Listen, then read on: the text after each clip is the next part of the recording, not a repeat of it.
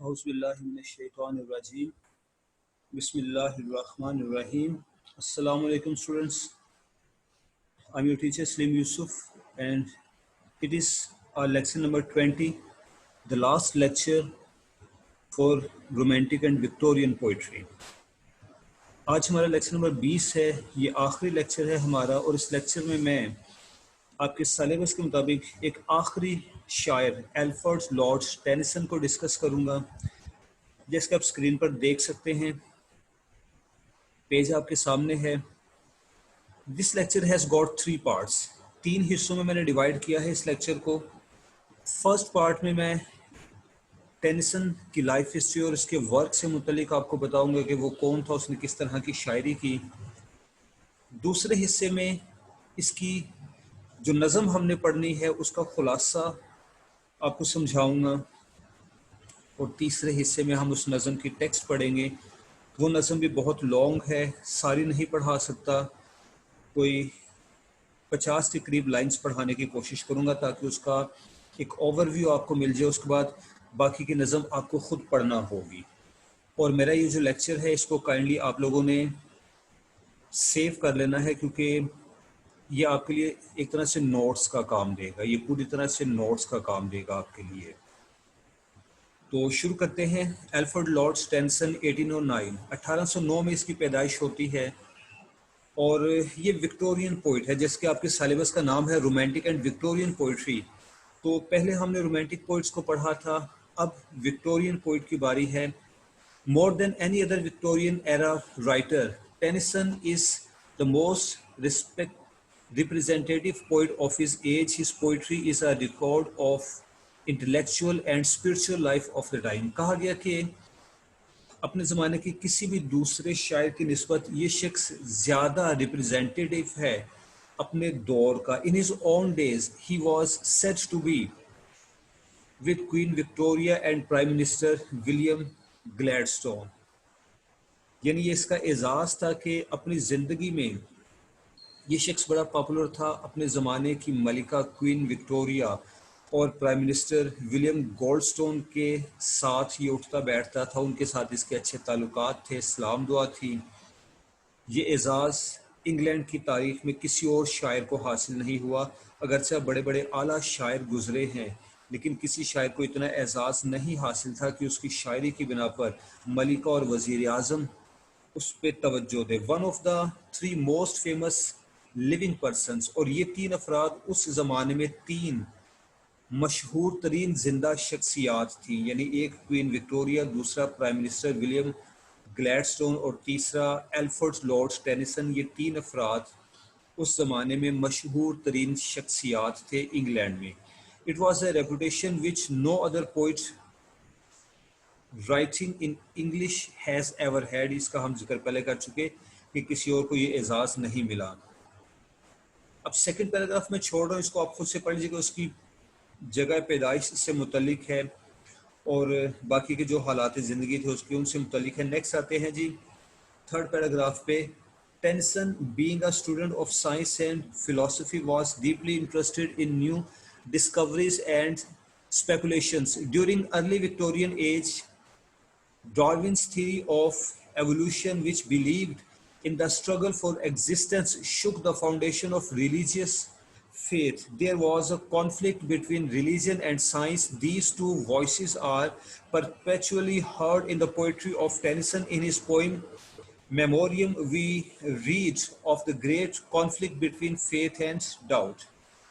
हाँ, जिसके ज़माने के हवाले से बताया गया कि ये शख्स खुद साइंस का, फिलॉसफी का तालिब इल्म था और उस ज़माने में जो थीरी ऑफ एवोल्यूशन, जो डार्विन ने थीरी पेश कर दी थी, उसने मज़हब की दुनिया में एक हलचल मचा दी थी और मजहबी हलकों ने डार्विन की खुलकर मुखालफत की थी।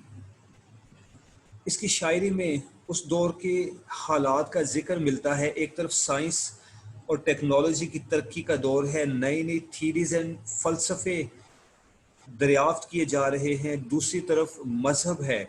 इस चीज़ का जिक्र, इस कशमकश यानी साइंस और मज़हब के दरमियान की कशमकश का जिक्र हमें इसकी शायरी में मिलता है और वाज़ेह तौर पर मिलता है। Next is it, Tenson's poetry is so much representative of his age that a chronological study of his poetry can help us to write the history of his age. कहा गया कि इसकी शायरी में अपने दौर की इतनी आला झलक मिलती है कि अगर हम इसको क्रोनोलॉजिकल ऑर्डर में पढ़ें, यानी डेट्स के मुताबिक स्टेप बाय स्टेप पढ़े, तो हम विक्टोरियन एज की हिस्ट्री लिख सकते हैं इसकी शायरी को पढ़कर. फॉर एग्जांपल, मिसाल के तौर पर his poem Locksley Hall reflects the restless spirit of young England and its faith in science, commerce and in the progress of mankind. जी, एक नज़म लॉक्सले हॉल बताती है कि उस दौर में इंग्लैंड के नौजवानों में साइंस, कॉमर्स से मुतल्लिक बड़ा क्रेज था, दूसरी तरफ मजहब भी था, तो इसमें कॉन्फ्लिक्ट है. इन लॉक्सले हॉल 6 years आफ्टर 1866, ये उस नज़म का दूसरा वर्जन था. The poet gives expression to the feelings for revulsion arose against the new scientific discoveries which threatened the very foundation of religion. इस बात को हम पहले भी पढ़ चुके हैं कि उसकी नज़मों में हमें एक अक्स मिलता है, झलक मिलती है कि किस तरह से साइंस और मजहब के दरमियान एक झगड़ा, एक तकरार चल रही थी. इस पैराग्राफ को मैं यहीं तक पढ़ के नेक्स्ट आता हूँ. However, the real greatness of Tennyson as a poet lies in his being a supreme artist. कहा गया कि टेनिसन की असल वजह शोहरत यह है कि वो एक आर्टिस्ट था, फनकार था, लफ्जों का फनकार था. The ideas presented in his poems are often condemned by his critics as commonplace. इसके आइडियाज़ को इसके क्रिटिक्स मुजम्मत करते हैं, कहते हैं कि आम सी आइडियाज़ हैं, कोई बहुत बड़ी बात नहीं लिखता, कोई बहुत बड़ा फ़लसफ़ा नहीं देता ये शायर. उसके क्रिटिक्स कहा करते थे, but no one can deny his greatness as an artist. लेकिन वो लफ्ज़ों के इस्तेमाल में आला दर्जे का फनकार था, इस बात से किसी को इनकार नहीं. He is perhaps after Milton the most conscientious and accomplished artist in English literature. अपने आर्ट के हवाले से, लफ्ज़ों के उम्दा इस्तेमाल के हवाले से इसको मिल्टन का दर्जा दिया जाता है कि जनाब शायद मिल्टन के बाद ये दूसरा शख्स है जिसने लफ्ज़ों का आला इस्तेमाल किया. He is noteworthy for the perfection of his style and his mastery over language. There is an exquisite and varied music in his style. ठीक, इसके स्टाइल से मतलब लिखा गया है, इसकी तारीफ की गई, और ये बात हमारे लिए बड़ी अहम होगी जब हम इसको एज अ पोइट डिस्कस कर रहे होंगे, जब इससे मुतालिक हमने सवाल तैयार करने हैं. As an artist, okay, as an artist Tennyson is at his best when he is kindled by personal emotions and personal experiences. कहा गया कि जब ये अपने पर्सनल एक्सपीरियंसेस का जिक्र करता है, अपने पर्सनल इमोशंस का, फीलिंग्स का जिक्र करता है, तो ये एक आर्टिस्ट के तौर पर अपने अरूज पर होता है. It is his fine talent for lyric which gives him a high place among the masters of English verse. Some of his short poems such as Break, Break, Break or Tears, Idle Tears and Crossing the Bar are amongst the best English songs on account of their music and imagery. तो 3 अहम poems का जिक्र किया गया. छोटी poems थी ये, बहुत तवील, बहुत लॉन्ग पोइम्स नहीं थी, और इनमें इमेजरी है, म्यूजिक है, तरन्नुम है, इसको गाया जा सकता है. तो लास्ट पैराग्राफ है जिस मुतालिक, during his life time tension was considered the greatest poet of his age, but after his death a negative criticism started against him and he was given a much lower place among the English poets. But with the passage of time, Tenson's poetry regained his lost position, and at present his place as one of the greatest poets of England is secure mainly on account of the artistic perfection of his verse. तो इस आखिरी paragraph का खुलासा ये है कि इसको अपने दौर में बड़ी शोहरत हासिल थी. वफात के बाद इसके मुखालिफिन ने इसका ग्रेड डाउन कर दिया, लेकिन अरसा गुजरने के बाद, ज़माना गुजरने के बाद इसको फिर से वही शोहरत हासिल हो गई. तो स्टूडेंट्स, अब मैं इसका खुलासा आपको समझा रहा हूँ. एल्फ्रेड लॉर्ड टेंसन से मुतालिक जो भी कुछ हमने पढ़ा है उसकी समरी बयान कर दूँ ताकि आपके जहन में रहे, और जब आपको इससे मुतालिक कोई सवाल का जवाब लिखना पड़े तो आपके लिए आसानी हो. पहली बात हमने ये पढ़ी कि he was a Victorian poet, Victorian था. दूसरा, अपनी ज़िंदगी में बड़ा पॉपुलर था, इवन क्वीन विक्टोरिया और प्राइम मिनिस्टर साहब के साथ इसके अच्छे ताल्लुकात थे. इसकी शायरी की बिना पर उसके बाद सेकंड पैराग्राफ में इसकी घरेलू जिंदगी का जिक्र है।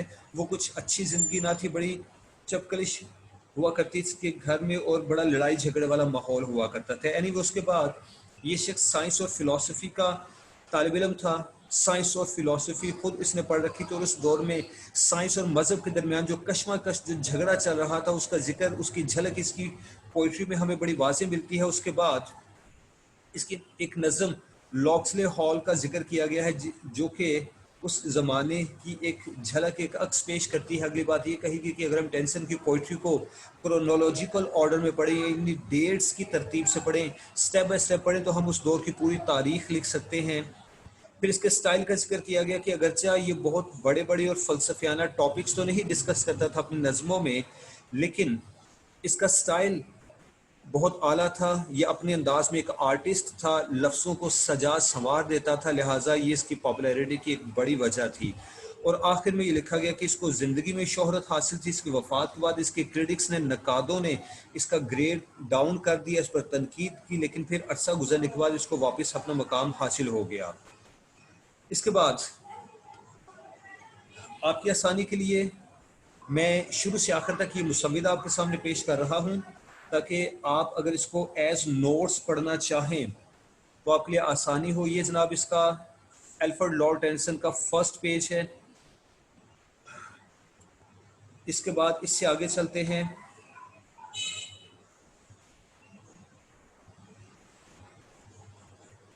ये इसका सेकंड पेज आ गया, ठीक है। इस तरह से मैंने आपको इसकी लाइफ हिस्ट्री की पूरी तस्वीर दे दी है। इसका आप स्क्रीनशॉट अगर बना लें तो स्क्रीनशॉट बनाकर आप इसको तफसील से पढ़ सकते हैं। इसके बाद अब हम चलते हैं नेक्स्ट पॉइंट पे, और एक लम्हे के लिए मैं शेयरिंग स्टॉप करके तो दूसरे पेज पे आ रहा हूँ। ओके जी, इसमें हम इसकी नज़म को डिस्कस करेंगे। इसके नज़म का खुलासा है जो कि हम पढ़ने जा रहे हैं। तो सिनॉप्सिस मतलब होता है समरी।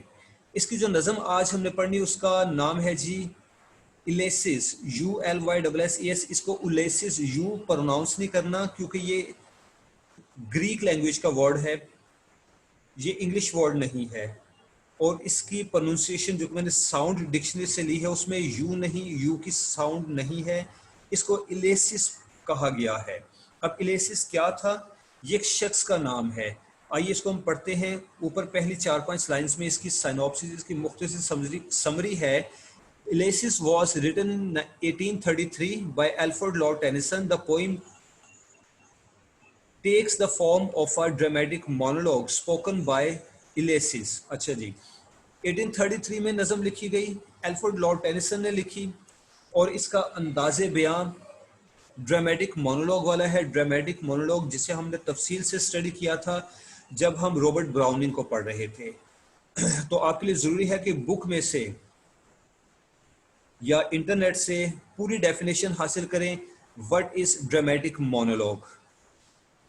वो खुद कलामी है। एक शख्स स्टेज पर खड़ा बुलंद आवाज में गुफ्तगू करता है, अपने ख्यालात का इजहार करता है, जबकि दूसरे कैरेक्टर्स उसको सिर्फ सुनते हैं, वो रिएक्शन नहीं करते, उसकी बात का जवाब नहीं देते। इसमें मेन कैरेक्टर के अलावा किसी दूसरे कैरेक्टर के डायलॉग शामिल नहीं होते। ये है ड्रामेटिक मोनोलॉग। और एल्फ्रेड लॉर्ड टेनिसन ने अपनी नज़म इलेसिस ड्रामेटिक मोनोलॉग के स्टाइल में लिखी है।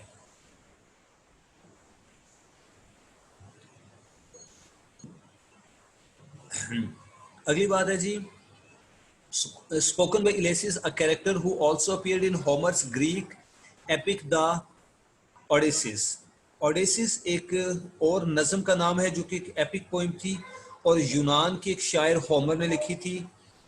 शायद आपको याद हो जब आप लोग पैराडाइज लॉस्ट पढ़ा करते थे आपके फर्स्ट सेमेस्टर में, तो पैराडाइज लॉस्ट को पढ़ते वक्त होमर का जिक्र आया था। एपिक सिमिलीज का जिक्र आपने पढ़ा होगा।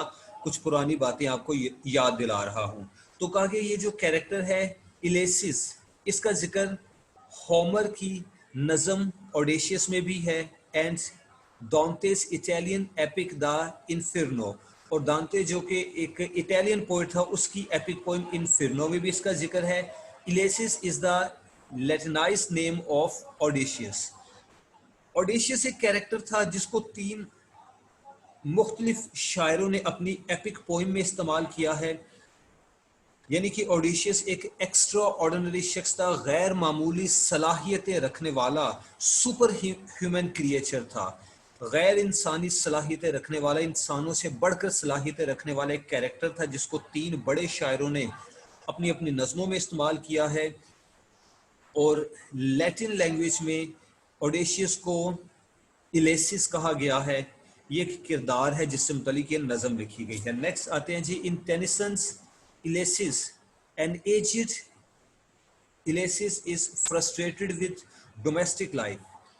बड़ी उम्र का इलेसिस है जो कि अपनी जिंदगी से उकताया हुआ है। And yearns to set sail against, yearns mean ख्वाहिश करना, सेट सेल बहरी सफर पर रवाना होना, again and continue exploring the world.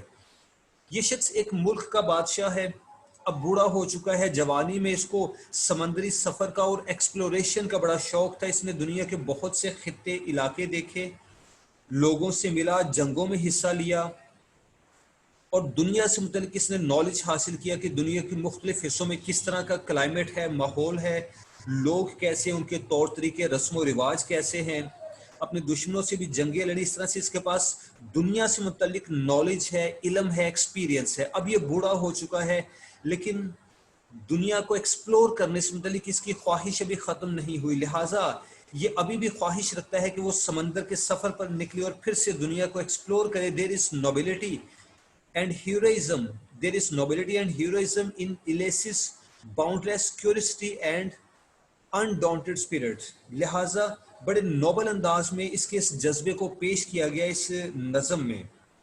ये जनाब इसकी साइनॉप्सिस है। साइनॉप्सिस मतलब होता है मुख्तसर खुलासा, समरी से भी छोटी चीज़। अब आगे आप देख सकते हैं कि फिर से इसकी समरी का जिक्र है। मैं इसकी एक पूरी तस्वीर आपके सामने पेश कर रहा हूँ, साइनॉप्सिस से लेकर नीचे वाली लाइन तक। ये इसका एक पेज।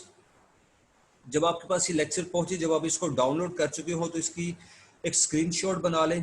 कंप्यूटर पे स्क्रीनशॉट बनाना आसान होता है, मोबाइल पे हो उस पर भी बना सकते हैं। उसके बाद नेक्स्ट पेज पे आते हैं।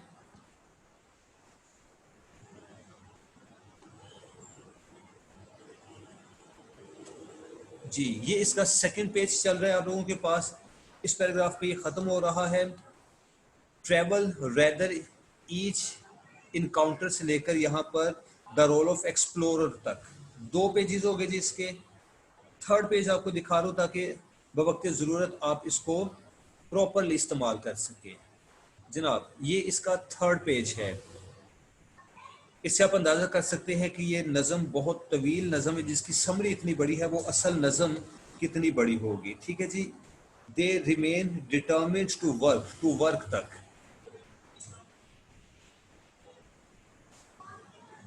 ये नेक्स्ट पेज हो गया इसका। मॉर्टेलिटी तक। मॉर्टेलिटी के बाद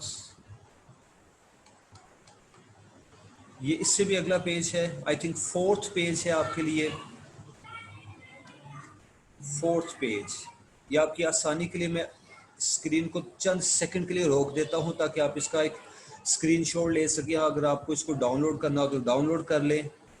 और बस ये इसका लास्ट पेज है। यहाँ अगर इसकी समरी ख़त्म होती है। अब मैं आपके लिए नज़म पढ़ रहा हूँ ताकि जो इसकी ओरिजिनल टेक्स्ट है, अब मैं आपके लिए इसकी समरी पढ़ रहा हूँ ताकि इसकी जो ओरिजिनल टेक्स्ट है उससे मुतल्लिक आपको थोड़ी सी नो हाउ हो जाए, आपको पता चले कि उसमें क्या था। जी, बिस्मिल्लाहिर्रहमानिर्रहीम। Welcome back. इस नज़म को पढ़ना शुरू करते हैं। इसकी समरी मैं आपके सामने बयान कर चुका हूँ। It's little profits that an idle king by this still hearth among these barren crags matched with an aged wife.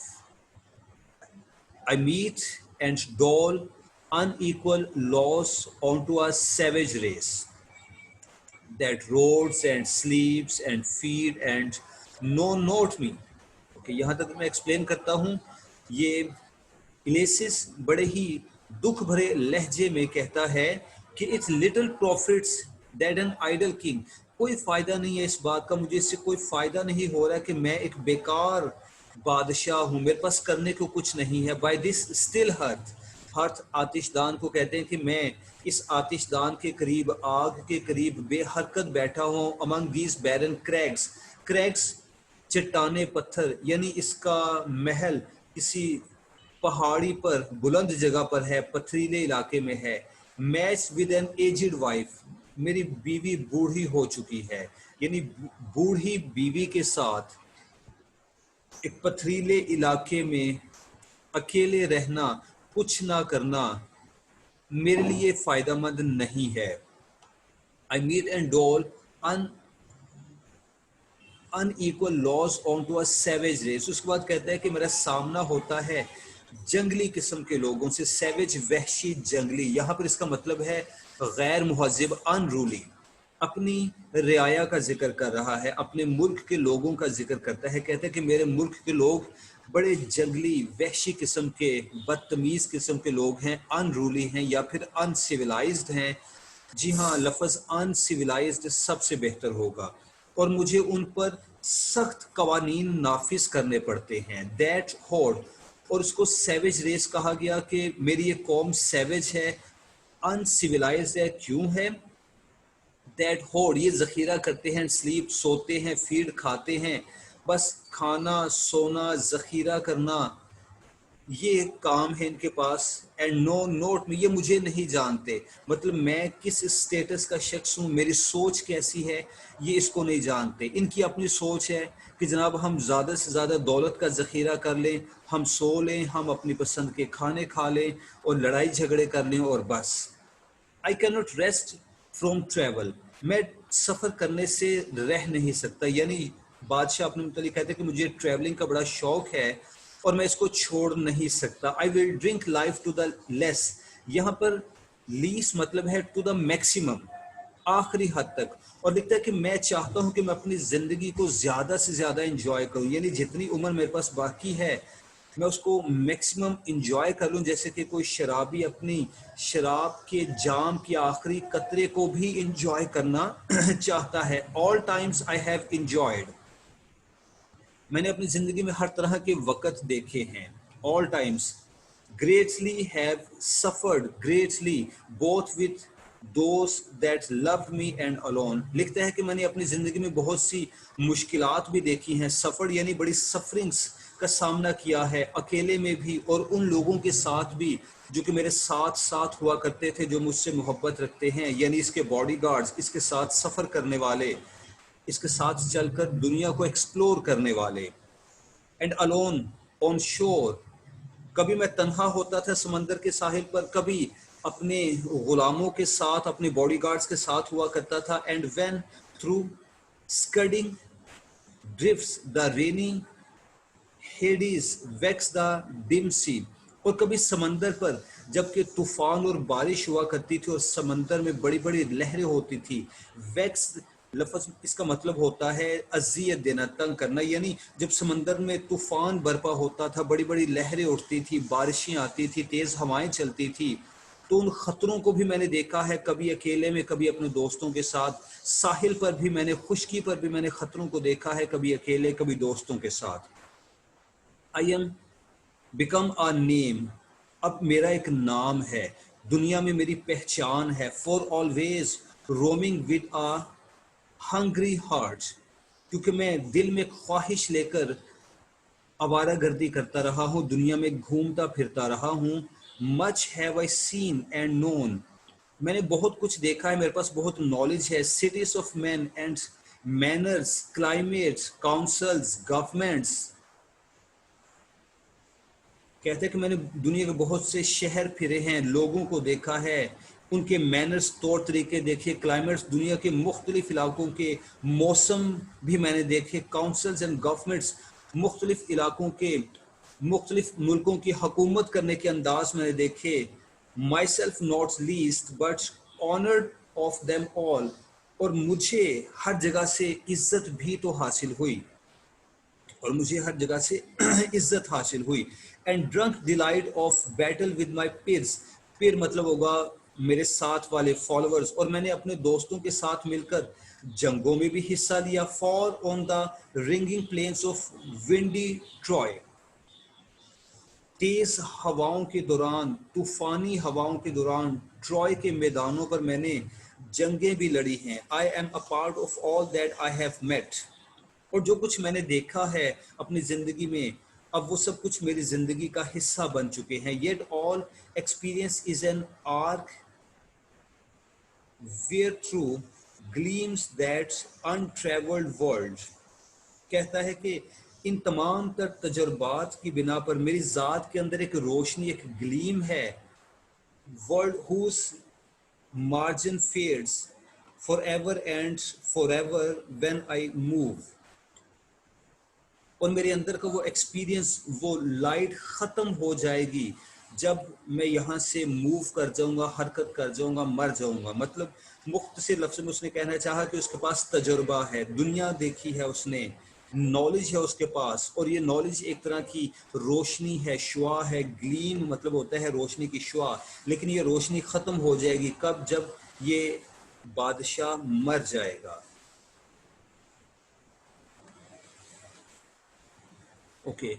How dull it is to pause to make an end, to rust unburnished, not to shine in use. फिर अपनी अपने मुतालिक कहते हैं कि how dull it is to pause.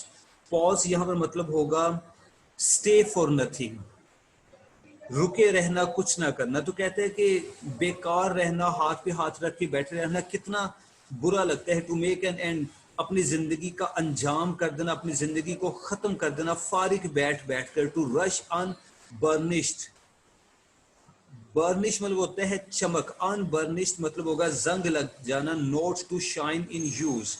इस line में, line number 23 में शायर ने खुद को एक सॉर्ड, एक तलवार से कंपेयर किया है। To rust unburnished not to shine in use, कि तलवार, शायर कहते हैं कि मैं, मेरी मिसाल एक तलवार की मानिंद है। शायर से मुराद ये इलेसिस कहता है, बादशाह, बूढ़ा बादशाह कहते हैं कि मेरी मिसाल एक तलवार जैसी है जो कि चमकदार है, तेज धार वाली है, लेकिन जब इसको इस्तेमाल नहीं किया जाएगा तो इसकी धार मांद पड़ जाएगी, इसको जंग लग जाएगा।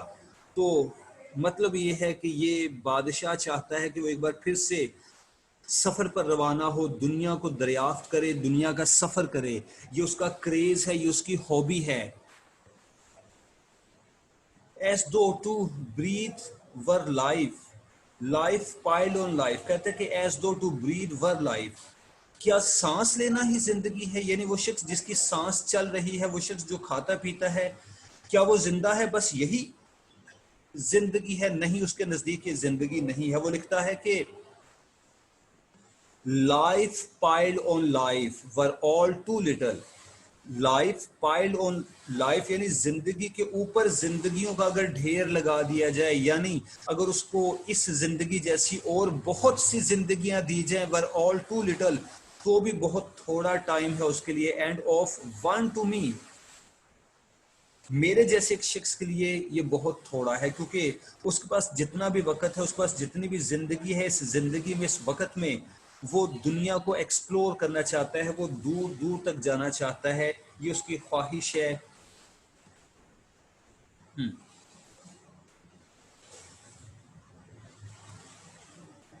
We are all too little and of one to me, little remains but every hour is saved। कहते कि little remains, अपनी जिंदगी से उस मुतल्लिक उसने कहा कि अब मेरी जिंदगी थोड़ी रह गई है, मैं बूढ़ा हो गया हूँ, ज्यादा उम्र मैंने बसर कर ली है, थोड़ी उम्र रह गई है। But every hour is saved, लेकिन मेरी जिंदगी का हर एक घंटा, हर एक लम्हा कीमती है। From that eternal silence something more, इस मुकम्मल खामोशी में से कुछ और उभरना चाहिए। A bringer of new things, कुछ नया होना चाहिए। And vile it were for some three suns to store and hoard myself, three suns to store, तीन सूरज नहीं, मतलब आने वाली जिंदगी। कहते हैं कि क्या अब मैं अपनी आने वाली जिंदगी बस यूं ही बेकार बैठकर गुजार दूं कि मैं खाऊं पीऊं सो जाऊं? और इस तरह से अपनी जिंदगी जाया करता रहूं। And this grey spirit yearning in desire, grey spirit अपने बुढ़ापे को कहता है कि मेरी ये बूढ़ी रूह अभी भी ख्वाहिश रखती है। यॉर्निंग डिजायर दोनों का एक ही मतलब होता है, ये लफ्ज यॉर्न और डिजायर एक ही मतलब है इनका, ख्वाहिश इनका मतलब है। तो ये बुजुर्ग कहता है कि मेरी बूढ़ी रूह की अभी भी ख्वाहिश है to follow knowledge like a sinking star, कि मैं दुनिया से मुतल्लिक इल्म हासिल करूं, इल्म के पीछे भागूं, बिल्कुल ऐसे जैसे कि एक टूटा हुआ सितारा तेजी से हरकत करता है। एक टूटा हुआ सितारा आसमान पर बड़ी रफ्तार से हरकत करता है और कहीं दूर जाकर गायब हो जाता है।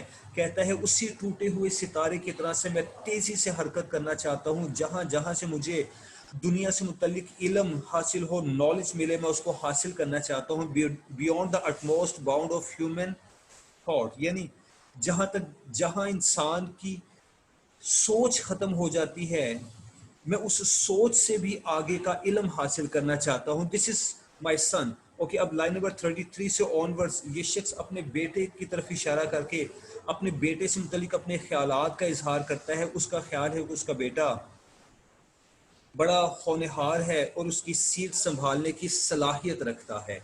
तो ये लिखता है कि this is my son,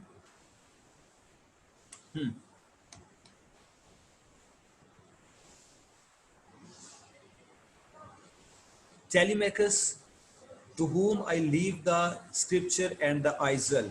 This is my son, my own Telemachus. Telemachus इसके बेटे का नाम है जनाब, इस नाम को याद रखिएगा, ऑब्जेक्टिव में आपके काम आ सकता है। कहने लगा कि ये मेरा बेटा है, मेरा अपना है, और इसके लिए मैं अपना स्क्रिप्चर, अपना तख्त छोड़ जाऊंगा, एंड आइजल, अपना ये जजीरा इसको दे जाऊंगा। मतलब मेरे बाद इसी ने इक़्तिदार संभालना है, इसी ने बादशाह बनना है। और लफ्ज़ स्क्रिप्चर ये हम पहले भी कहीं जिक्र कर चुके हैं, रैप ऑफ द लॉक में आपने इसका जिक्र पढ़ा हुआ है अगर आपको याद हो। खैर मैं अभी रैप ऑफ द लॉक की तरफ वापस नहीं जा रहा।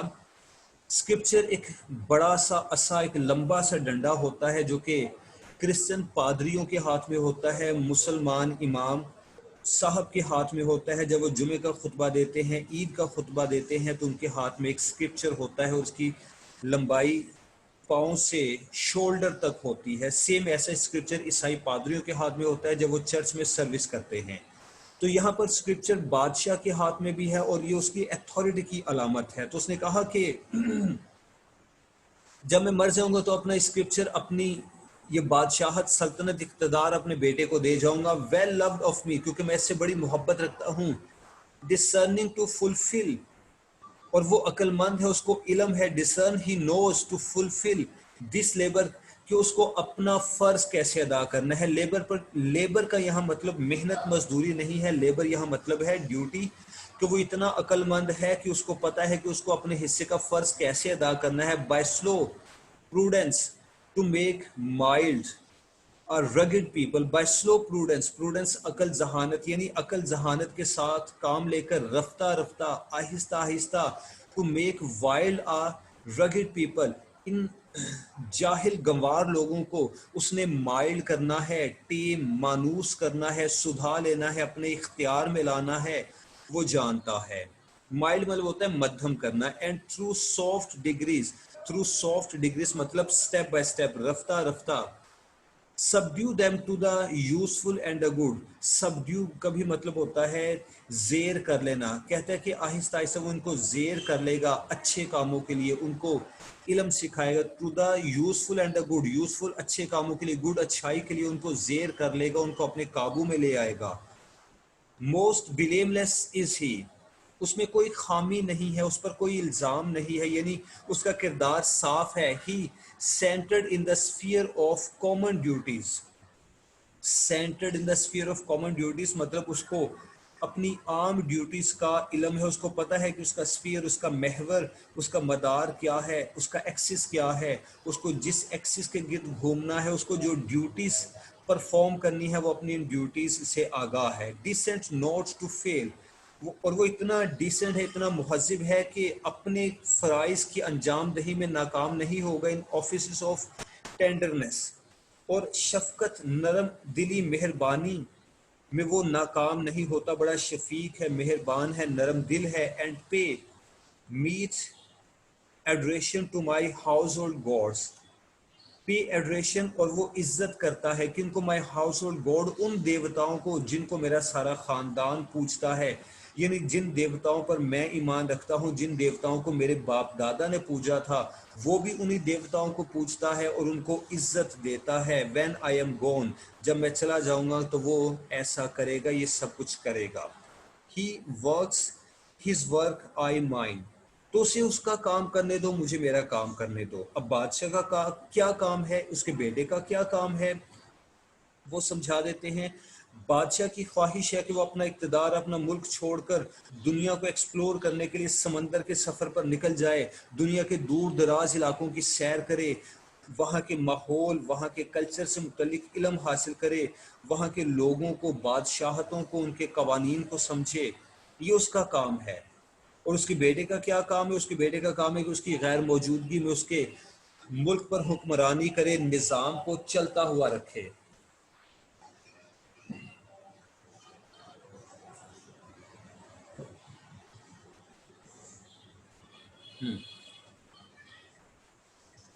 There lies the port. Okay, अब तीसरी बात करता है ये ओल्ड किंग, ये बूढ़ा बादशाह एक तीसरी बात की तरफ आता है। पहले उसने अपनी ख्वाहिशात का इजहार किया, फिर अपने बेटे से मुतल्लिक अपनी पसंदीदगी का, अपनी मोहब्बत का इजहार किया, उस पर अपने एतमाद का इजहार किया। अब ये शख्स अपने महल की खिड़की से बाहर झांकता है, सामने समंदर का मंजर है, उसके दोस्त मल्लाह वहाँ पर मौजूद हैं जो कि उसके हम उम्र हैं और उसके साथ एडवेंचर्स पर जाया करते थे, वो साहिल पर बैठे हुए हैं। ये उनसे मुखातिब होता है, उनको आवाज़ देकर उनसे बात करता है। There lies the ports the vessels puffed her sail, कहते हैं कि वो सामने पोर्ट बंदरगाह है, वेसल कश्तियां वहां खड़ी हैं, पर हर सेल, और हवा उनके बादबानों में भरी हुई है, यानी हवा से बादबान फड़फड़ाते हैं। There gloom the dark broad sea, और वहां मेरे सामने चौड़ा बहुत बड़ा समंदर है, गहरे रंग का। डार्क कहा गया मतलब गहरे रंग का, ब्रॉड बड़ा चौड़ा बहुत वसी समंदर है। माई mariners souls that have toiled, toil मतलब होता है मेहनत करना, and wrought, और वो मेरे मैरिनर्स, मेरे मल्लाह हैं जिन्होंने मेरे साथ मिलकर मेहनत की, and through and thought with, मेरे मेहनत की और मेरे साथ मिलकर मेरे जैसा सोचा, यानी जो मैं सोचता था वही उनकी सोच थी, जो मैं पसंद करता था वही उनकी पसंद थी। wrought me that ever with a frolic welcome took the thunder and the sunshine, और उन्होंने हमेशा खुश दिली के साथ, फ्रॉलिक मतलब खुश दिली के साथ, खुश आमदीद कहा मुश्किलात को। थंडर यानी थंडर होता है घन गर्ज, इसका यहाँ पर इसका मतलब है मुश्किलात, यानी सफ़र के दौरान आने वाली मुश्किलात और ख़तरात को भी खुश आमदीद कहते थे। एंड द सनशाइन, और जब आसानियाँ आती थी उसको भी खुश आमदीद कहते थे। And opposed free hearts, free foreheads, और उनका आज़ाद दिल, उनका आज़ाद दिमाग उन्हें जो कहता था वो उस बात की मुखालफत करते थे। वो अपने दिल की नहीं मानते थे, अपने दिमाग की नहीं मानते थे, वो मेरी बात मानते थे। You and I R old, कहते हैं कि लोगों, तुम और मैं हम बूढ़े हो चुके हैं। Old age hath yet his honour and his toil, लेकिन हमारे बुढ़ापे में भी अभी कुछ इज्जत बाकी है और हमें मेहनत करने की सलाहियत है। यहाँ पर ऑनर का मतलब इज्जत, वो इज्जत नहीं जो बुजुर्गों को इज्जत दी जाती है, यहाँ पर ऑनर का मतलब होगा कैपेसिटी, सलाहियत। कहते हैं कि हम बूढ़े तो हो चुके हैं लेकिन अभी हम इतने बूढ़े नहीं हुए कि बिल्कुल ही हमारे हाथ पांव की सलाहियतें, हमारे जिस्म के जॉइंट्स, जोड़ों की सलाहियतें ख़त्म हो जाए और हम बिल्कुल अपाहज होकर बिस्तर पर गिर जाएं। हम इतने बूढ़े नहीं हुए, अभी हमें टॉयल यानी मेहनत करने की सलाहियत बाकी है। अभी हमारे जॉइंट्स, हमारे जिस्म के जोड़, हाथ पांव काम करते हैं, अभी हमें कुछ ताकत बाकी है। डेथ क्लोज इज ऑल, लेकिन मौत हम सब के करीब आ रही है, यानी हम बूढ़े हो चुके हैं, अब अगली मंजिल मौत की है। मुझे भी मरना है, तुम लोगों को भी मरना है, बट समथिंग ईर द एंड, लेकिन इस एंड से पहले, यहाँ पर एंड का मतलब है मौत, और ईर, ई आर ईर मतलब होता है बिफोर, पहले। तो कहते हैं कि लेकिन इस मौत से पहले, मरने से पहले पहले कुछ हो जाना चाहिए। Some work of noble note, कोई अच्छा काम कर गुजरें, may yet be done, not unbecoming, कुछ ऐसा कर जाए, not unbecoming men that strove with gods, जो कि उन लोगों के शायान शान था जिन्होंने देवताओं के साथ जद्दोजहद की, यानी वो पुरानी नस्ल इंसानों की जो देवताओं के साथ भी जंग पर आमादा हो गए थे, जिन्होंने देवताओं के साथ जंग की थी। कुछ ऐसा ही काम हम भी कर चलें जो उनके शायान शान थे, एक बड़ा काम जो उन्होंने किया, उन जैसा बड़ा काम, अजीम शान काम हम भी क्यों ना कर सकें, कर चलें अपनी मौत से पहले, मरने से पहले।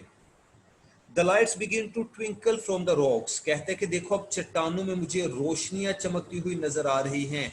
रॉक्स, चट्टानों में रोशनी का मतलब है कि उधर पहाड़ों में उसकी रियाया के घर हैं, उसकी आवाम के, उसके मुल्क के लोगों के घर हैं, उन घरों से अब रोशनियां नमूदार होने लगी हैं, क्योंकि रात हो रही है, अंधेरा छाने लगा है, अभी शाम है, लोगों ने अपने अपने घरों में चिराग रोशन कर लिए हैं।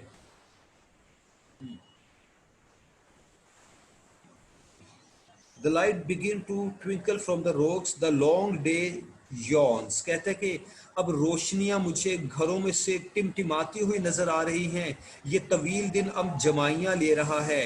यौन मतलब जमाइयां लेना, ये खत्म होने को है। द स्लो मून क्लाइम्स, अब आहिस्ता आहिस्ता चांद चढ़ रहा है आसमान पर, चांद नजर आने लगा है, सूरज गायब होने लगा है। The deep moans round with many voices, moan लफ्ज़ी मतलब होता है आहोजारी करना, कराहना, मातम, रोना धोना। यहाँ पर यह लफ्ज़ इस्तेमाल हुआ है समंदर की लहरों के लिए कि अब शाम की इस आखिरी पहर में अभी भी मुझे आवाज़ें आ रही हैं कि समंदर की लहरें किनारे से टकराती हैं, टूटती हैं, उनके किनारे से टकराने का शोर मेरे कानों तक आ रहा है, क्योंकि अब अंधेरा छा चुका है, तो समंदर को वो वाज़े तौर पर देख तो नहीं सकता, लहरों का साहिल से टकराना वो देख तो नहीं सकता, लेकिन उनके टकराने की आवाज़ उनके कानों तक आ रही है, और इस आवाज़ को उसने मौन्स कहा है। ठीक, नेक्स्ट पढ़े हैं जी। कहते हैं कि कम माय फ्रेंड्स, आओ मेरे दोस्तों, it is not too late to seek a newer world, अभी इतनी देर नहीं हुई कि हम किसी नई दुनिया की तलाश को ना निकल जाएं, आओ किसी नई दुनिया की तलाश में चलें। पुश ऑफ मतलब है कि पुश ऑफ द शोर, साहिल समंदर को छोड़ दो, उठ जाओ साहिल से। And sitting well in order smile, और तरतीब से बैठ जाओ। तरतीब से बैठने का मतलब है कश्ती में अपने अपने चप्पू संभाल कर तरतीब से बैठ जाओ। द साउंडिंग फ्यूरोस कहा गया है लहरों को, समंदर की लहरों को। For my purpose hold to sail beyond the sunset, और मेरे मकसद के लिए उस जगह से आगे तक चले जाओ जहां पर सूरज गुरूब होता है, यानी छोड़ दो साहिल को, बैठ जाओ कश्तियों में, चप्पू संभाल लो और वहां तक सफर करो जहां सूरज गुरूब हो जाता है, हम उससे भी आगे जाएंगे। And the baths of all the western stars until I die, और मगरिब के सितारों तक जाओ, वहां जहां तक के मगरिब का सितारा भी ढल जाता है, यहाँ तक कि मैं मर जाऊं, तब तक सफर करते रहो, दुनिया को एक्सप्लोर करते रहो। लो जनाब, लाइन नंबर 61 तक मैंने पढ़ा, यहाँ पर फुल स्टॉप आ जाता है। नेक्स्ट लाइन से ऑनवर्ड्स एक नया टॉपिक शुरू हो जाएगा। आज के लिए हम इस लेक्चर को स्टॉप करते हैं। ये आपका एक आखिरी शायर था, इसको मैंने पढ़ दिया, शायर की लाइफ हिस्ट्री पढ़ दी, उसकी ये जो नज़म है इलेसिस, इसका बैकग्राउंड बता दिया कि ये कब लिखी गई, इलेसिस कौन था, इस नज़म को पढ़कर सुना दिया ताकि आपको पता चल जाए कि ये क्या है। तो एल्फ्रेड लॉर्ड टेनिसन से मुतलिक एक मेन क्वेश्चन है, और वो क्वेश्चन है जी ये discuss Ulysses as a dramatic monologue, वो मैं आपके सामने लिख देता हूँ आपके लिए।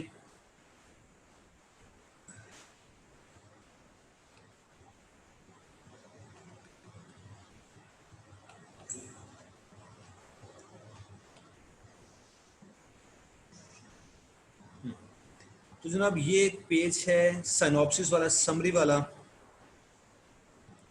समरी, ठीक है। इस पेज के लास्ट पे मैं आपके लिए इंपॉर्टेंट क्वेश्चन लिख देता हूं इससे मुतल्लिक।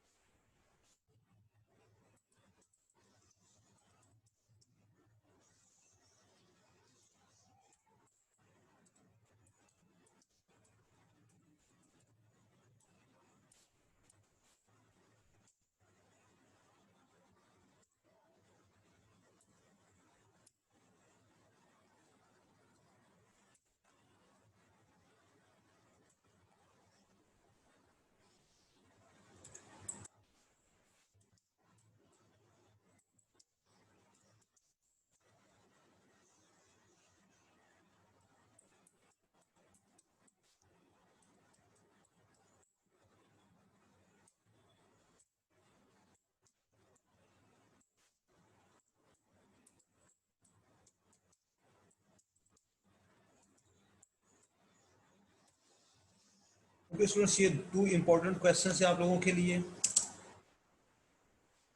अब ये मुसव्विदा आपके सामने है, इसको नोट कर लीजिएगा, इसको लिख लीजिएगा, डाउनलोड कर ले मेरे इस लेक्चर को। तो आज के लेक्चर के साथ ही आपका सिलेबस ख़त्म हुआ। अपने टीचर को इजाज़त दीजिए। अल्लाह हाफिज़।